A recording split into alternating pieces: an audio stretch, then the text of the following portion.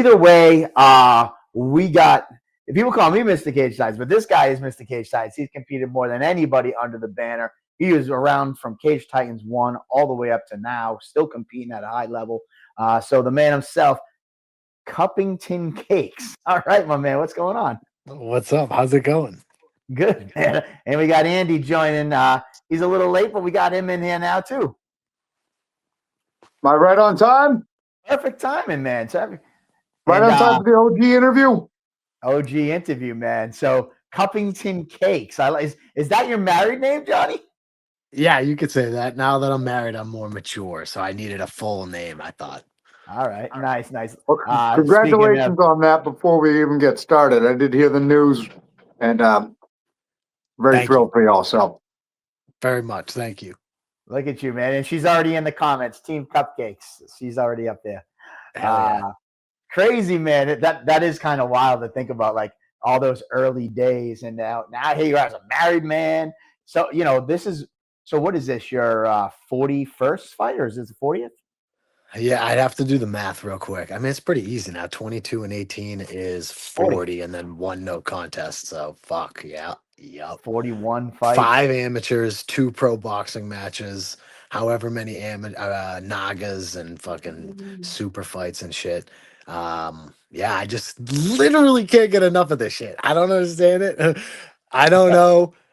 I mean, even the last one, it just does not matter what happens in that fucking cage. As soon as I get out of there, I'm like, I should have done this, I should have done that. And it goes everything, fight week, it's like every time I do it, it's another opportunity to do it better. And I've always looked at weight cutting as like a science experiment and whatnot, and it's just, I fucking love it. I don't know what to say. Most people are gonna look at me obviously and say that I'm insane or whatever, and but I just feel like the majority of human beings don't know what the fuck they're talking about anyway, so why would I listen to those people? I know what I'm talking about. I've been doing this a long time. I feel better than ever. I know. I feel like I say that often, but it's just true. It's like watching these guys in the UFC. You see like a Yuri Prohashka or these guys who are at the absolute fucking top of the mountain. And I'm like, dude, I can do that at that level. I am that good, if not better than these guys who are the best in the world. It's just about actually fucking doing it. And on that moment during that night when everything is insane and everyone in that fucking building is like, oh, Cupcakes is gonna whatever. Like, I need to create my reality, take the bull by the horns, and just fucking do it. And I can't wait to do it on November 15th. I'm so fucking pumped, 42 times. Let's go. It's crazy. When we talk about 21 fights, I think 26 or 27 under Cage Titans, which is wild. I did something real funny while you were talking, man. I pulled up an old interview that we did with you. And I just so funny because I was like, to see like who you are today. Look at you're like me. You got the gray and the beard, everything. But yep. I'm gonna throw it back to a funny one that I have here. I'm gonna see if I got it. It was 2011. Dominic War, I believe. Okay. And I have this. That was a tough one, man. Dominic's a tough dude. He's big. Look at this guy. I didn't pull up the fight, but I pulled up the pre-fight fight. Can you see the picture? Oh yeah, I see it. We should play it. South Shore Sport fighting at 145 pounds. Yep. I feel good about coming up to 45. Coming up to 45 to get a little bit of revenge from my training partner, Mike Macchione. I just lost a kickboxing match to Dominic. And, I think that my all-around wrestling, my jiu-jitsu, my game is just going to be a little too advanced for him. Even with a little bit of size, I feel like once he grabs onto me, he's going to get rid of a lot of that energy. He's going to dump all that energy. He's going to his muscles are going to not going to be able to react for as long as I can. And if I at all think that he's winning the fight or if he's hitting me at all, I'll take him down whenever I want. Looked a little smaller. I love seeing these videos. I won't bore everybody and have everybody watch it. Go on our YouTube channel, but I was just laughing because like the the clean shaven, the little boy face. Look at, man, it's wild to see how far things have come. Yep. Fighting is a crazy sport, Yeah. it's a crazy sport. And it's just wild to be able to literally watch me grow up basically in these fights. I mean, a majority of my adversity in my life has been in my head and in that cage. That's where I like became a fucking real human being, like an asset to society. I would not have otherwise, got to this point if it weren't for that cage, if it weren't for those opponents, if it weren't for yourself, or Bill Mahoney, guys like, who Yeah. trained me, training partners, Kim Moy. I mean, dear, it's just, I'm super blessed, so blessed. And I feel like, it's always like, I understand that. But then you say that I'm blessed. I think about all the wonderful people that I have and all the opportunities that have been granted to me. And then you go back to everyday life and you forget about it and you think all the normal things about yourself, about myself. I've always dealt with a high level of self hatred. It's actually a fucking miracle I've even won 22 fights. It's a miracle because if knowing what goes on in my head, the fact that I was able to beat like legitimate guys and things, it's unbelievable because I've been so negative my entire fucking life and hated myself, never wanted myself to succeed. Like I always wanted to succeed, but I just didn't believe it was for me, whatever it was, growing up, being smaller than everybody else, playing hockey, a physical sport, having abilities, but just always like, but nah, not you, because you're too small, because you're whatever, not assertive enough. Your stick handling isn't good enough. And I feel like I carried that into my MMA career, and I'm like so psychotic that I was able to be confident enough to win fights and fight well and at a high level. But I still eat Chris Motino, the party, like these guys. I just Presley. I just did not give them my best, and I think those guys deserved my best, and I just didn't provide it. I didn't bring it because there's some part of me that before the fight, the weeks leading up to the fight, I think about losing 51% of the time. And I think about winning 49% of the time. And then you get in there and that shit matters. That Yeah. 2% is huge. And you got a guy like Chris Motino, who's been at the highest level. He's been in there against literal future world champions. That fucking guy wants it on that night. And he's thought about winning every fucking day leading into that matchup. And I literally at one point backed up off of him and I thought to myself, direct quote, damn, he fucking wants this. Like Really. he fucking trained hard for this, I said to myself, and I trained fucking hard for that fight. But all I have to do against Kenny Champion is know that I'm gonna win, and I will make that happen. I have all of the tools: my striking, my wrestling, my jujitsu. It's not even fair. It's not fair. um, but I have to do it.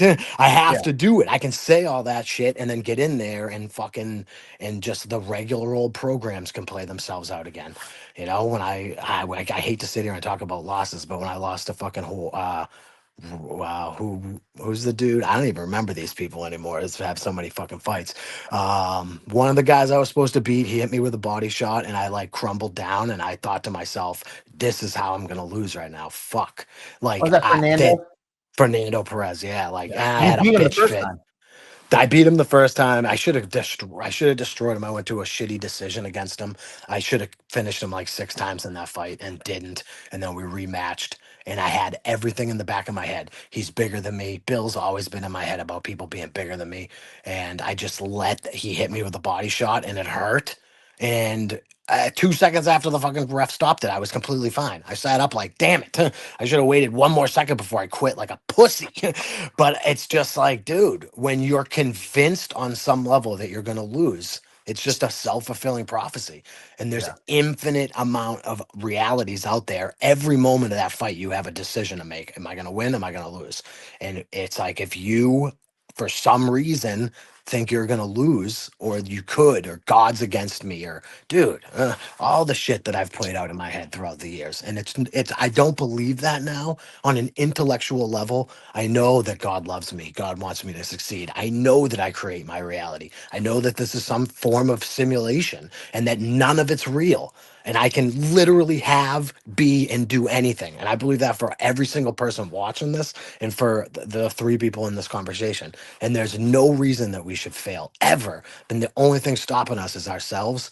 And I know it, but those programs are so deeply like jammed into the system. And Yeah. I swear every day I'm in there with tools trying to get it out of there. And I think I pretty much have. I mean, I'm married, I'm happy like 89% of my life, which is pretty good, you know. I'm 89. not That's a pretty masturbating, which fucking I think is amazing, no 89. I love pornography. that. Precise Yeah, I numbers and just have to percentages. fucking do it. And I'm sorry to take up the time and talk so much, No, but I feel like I got a No, message to.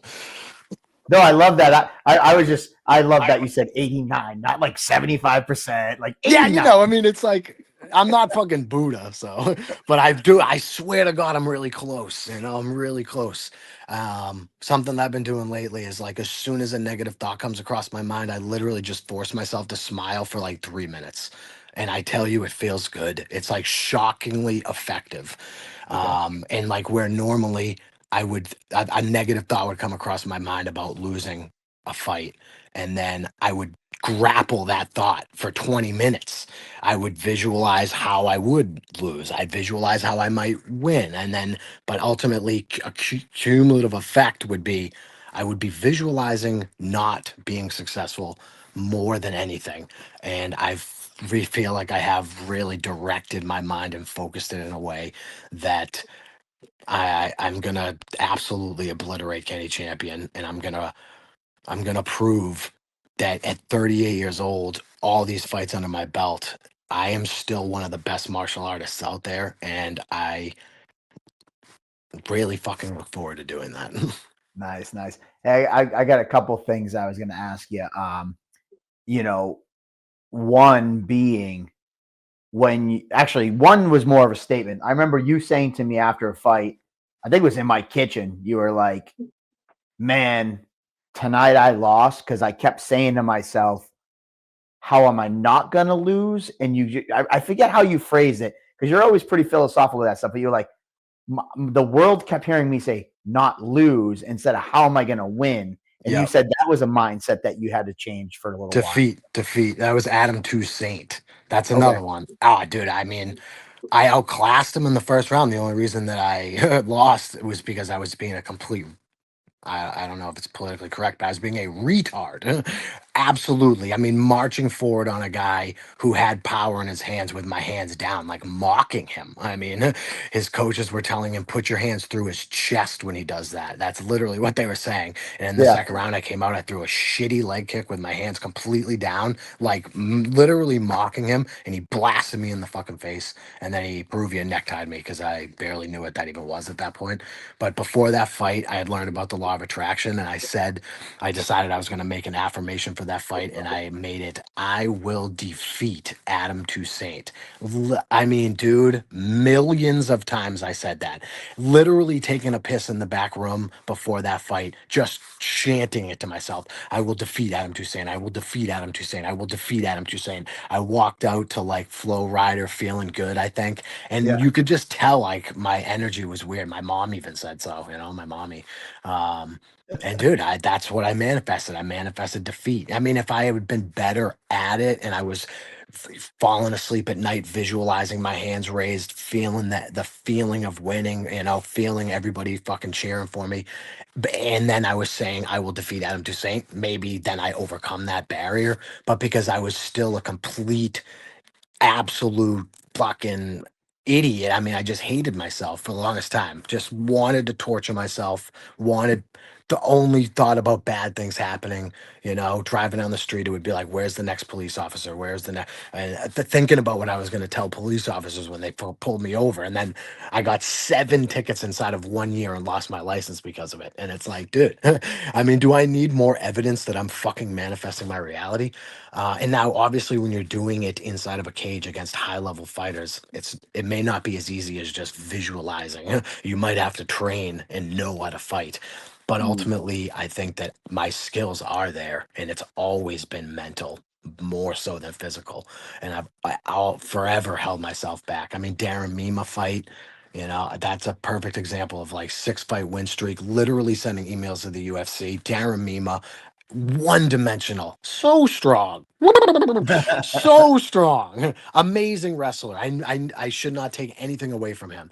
But if I was like with it mentally and loved myself and knew that I could succeed or deserved it, I beat that guy, and we'd go into the UFC at like 12-5 at the time and fucking have a career.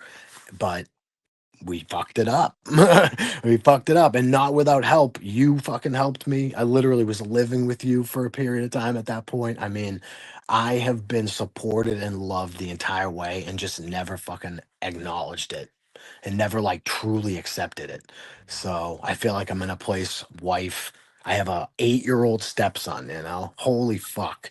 What an Jesus. opportunity to like craft a human being. And every time I talk to him and motivate him, I'm telling it to myself basically. It's like such a fucking honor to be able to like help make this kid a productive human being. So I just feel like I'm in such a good place. So many things are working. I started teaching at Daniel Gracie, Falmouth. I mean, they have like an insane program, 40 fucking kids on the mat sometimes. I'm coach Cupcakes. I mean, you know, there's like a potential MMA program that's coming out of their strength and conditioning portion of the gym that we're adding in exclusively for me to take over. I mean, everything is hitting right. I almost took a fight against that 7-0 submission guy because not even everything in me was like, that is not smart. But I was like, dude, everything's hitting right now. Everything's working. And I think it's because everything's working. And Yeah. I think I should strike while the iron's hot. And I think Kenny Champion is a dangerous fight. I mean, the guy's like whatever in his 40s, but I mean, an incredible athlete. I mean, you see his body. Fuck, if I was even 3% gayer, I'd fucking suck that dick so fast. But I'm not quite gay enough. So sorry, Kenny, but not happening. Fuck. But I mean, it's just a specimen, you know, power in his hands. I mean, clearly they're working on the right things. I mean, you see him in there against Greg Jones. He looked fucking good. His hips looked good. Like his wrestling and understanding of grappling looked good. But I'm just too much for Kenny Champion, and we're gonna get that OG And I title. still can't get over that, man. It's hard to. I know. 3%. 3% gayer. Maybe 1%. I don't know. I might have been being generous. Jeff and Dad laughing at you in the comments. Former opponent. A lot of people are laughing in the comments. I'm dying. Good. I hope your wife's not watching still right now. She's like, Oh man, I think she is with her gay friend actually. her gay friend. Oh, Yep. Her gay friend's probably thinking maybe I can convince him to go the other place. Man, maybe I might be. I know I might need to be like 10% gayer for Wenderson, but you know. Oh, man. So Johnny, we got a lot out of you tonight. You know, one kind of question if we have Casey Norton calling in next. I got one question, and then I got 2 things about the card, and then I'll let you run, and we're gonna bring Casey in. But first, what would be? You got 30 seconds to convince a young fighter, like, or give advice to a young fighter that's out there right now through your trials and tribulations over your career. Like, you got 30 seconds to catch his ear right now to kind of buy, you know, what you've learned and kind of done in your career. What would be, you know, that elevator pitch, so to speak, to this fighter? I think the main thing that they have to do is just love it. Love every bit of it. Make it who you are, which some people might be against doing that. But I think if like a Mitch Raposo, You know, you see the guys that do it. It becomes them, and they succeed from it. You see somebody like a Manny Bermudez who got so good at martial arts and jujitsu and striking because he just loved it, because he didn't resist it. He didn't think like, oh, this is going to be tough, I don't want to do it. He fucking loved every second of it, and because of it, it was pretty much effortless for the kid until he just was like bored with it, which is like sad, but I'm glad he's happy.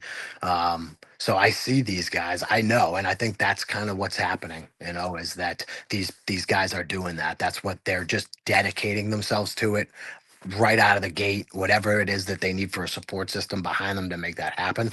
But you see the ones that do it, and they make it.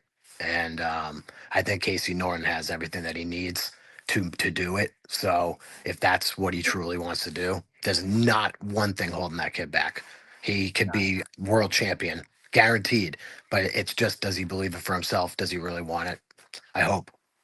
Yeah, nice. So self-belief, and really just kind of diving in would be your overall message. Yeah, For any absolutely. fighters.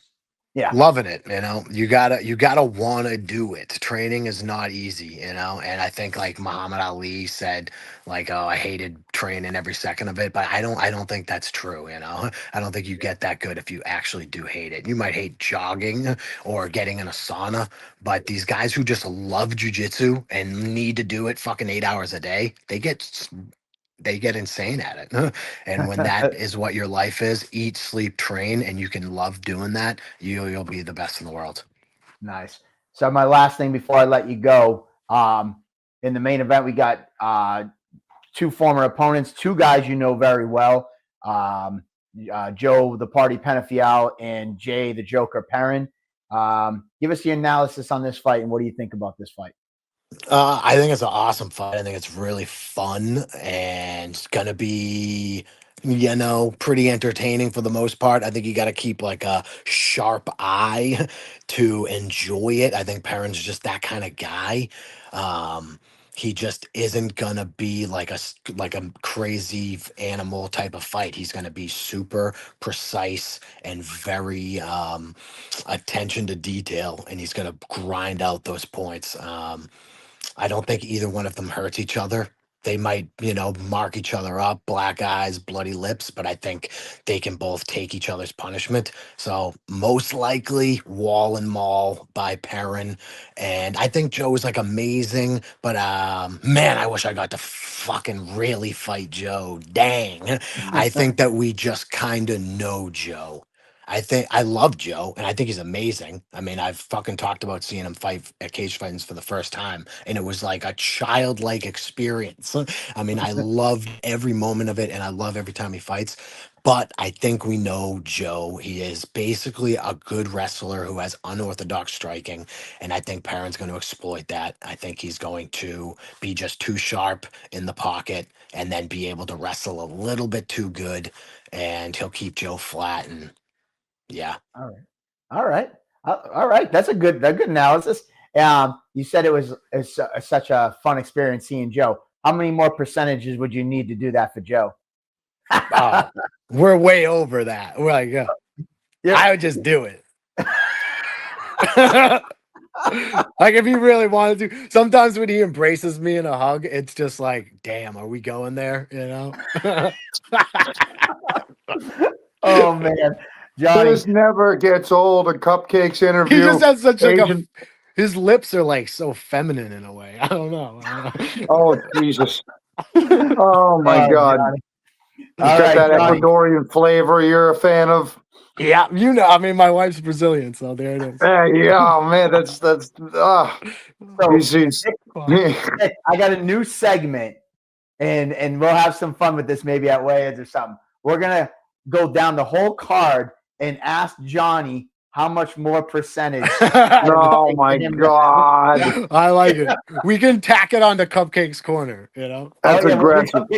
Like, you know, Casey Wonderbread Norton. If I was 8% more gay, I would take him. Now coming to the cage, Isaiah Torres. I would be 12%. All right, Yeah. we can do something with this. Well, if they get marked up in the fight, they might look good with a black guy. It might up the percentage or something, you know? Well, Johnny, we definitely keep it. I don't know what that is like when you're open for everything. So, I mean, we always keep it open. I Let's appreciate go. your time, Johnny. Look forward to seeing you compete against Kenny Champion. Appreciate your time, brother. Thank you, guys. Take care. Have fun. OG right, of OGs. Oh, geez. Geez, would you expecting that? Andy, I got right in for that. I got home at the right time to catch the meat and potatoes of that interview right there. It's I mean, first off, sounded like he's in a great place, congratulating him on the new marriage and just the openness that he's always showcased. He's an original on Table Titans, been around for years, obviously, so many fights at the Cage Titans cage, a legend whose reputation precedes him. But just a classic Cupcakes rant with the right amount of dick jokes. So it was just